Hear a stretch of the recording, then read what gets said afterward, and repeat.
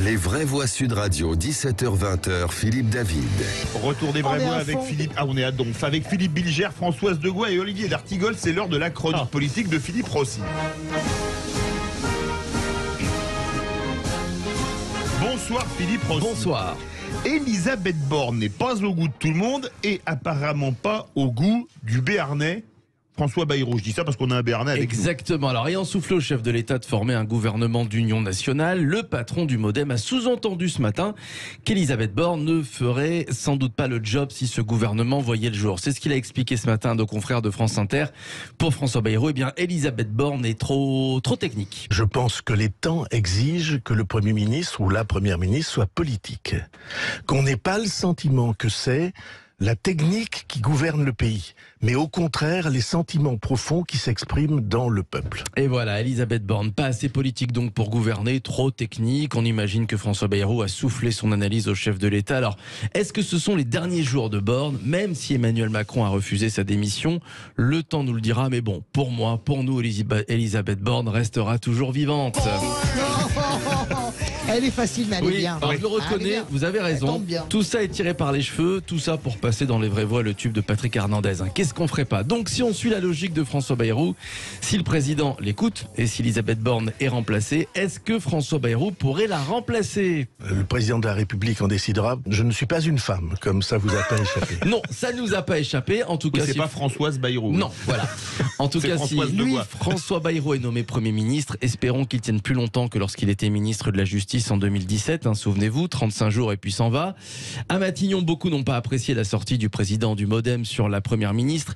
Être capable de trouver des accords, elle sait faire, mais aussi mettre les mains dans le cambouis. Voilà ce que dit un de ses proches. Un autre explique qu'Elisabeth Borne vient de la gauche, mais que certaines de ses réformes, c'est vrai, dépassaient les clivages partisans. Alors la vraie question ce soir, c'est est-ce que François Bayrou a dépassé les bornes? Alors, a dépassé les bornes, elle est bien. Elle est très bien.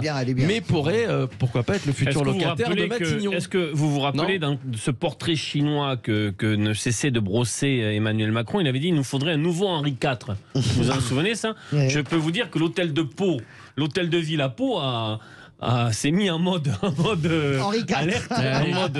alerte. Je n'y crois pas un seul instant. Alors que pour moi, le ver galant du 21e siècle, c'était Philippe Bilger. Oh, mais n'importe quoi. Non, mais n'importe quoi. Vous racontez vraiment n'importe quoi. Pourquoi, à un moment donné, il y a un truc dans votre tête qui claque? C'est très longtemps, il a pensé que c'était un os. Philippe Bilger, François Bayrou, peut-être pas Premier ministre, mais au sein du gouvernement, c'est possible?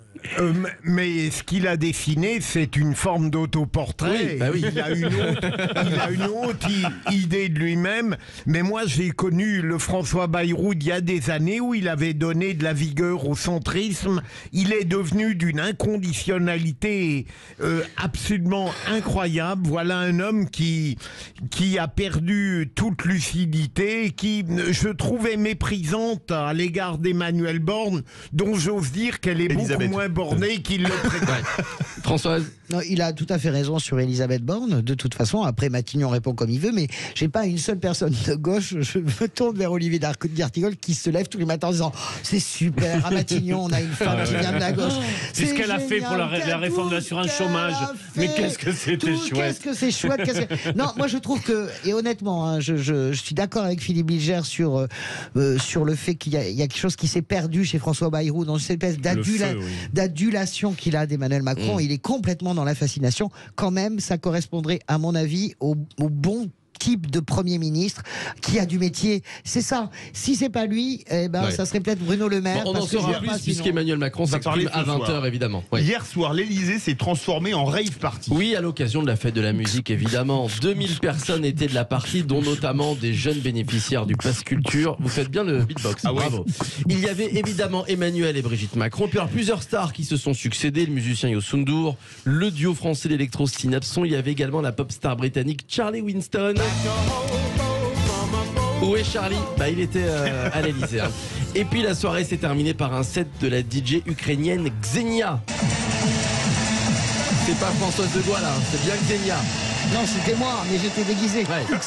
Voilà, c'est de l'électro pur et dur. Xenia, c'est la star de l'électro dans son pays. Évidemment, elle a quitté l'Ukraine il y a quelques semaines à cause de la guerre. Vous savez que les répétitions ont eu lieu tout hier, toute la journée d'hier. Et donc, pendant les rencontres avec les chefs de parti, c'était... Ah oui. Ah oui. C'est étonnant. Hein. Ça devait être rock'n'roll. Enfin là, c'était plutôt techno ou électro, mais...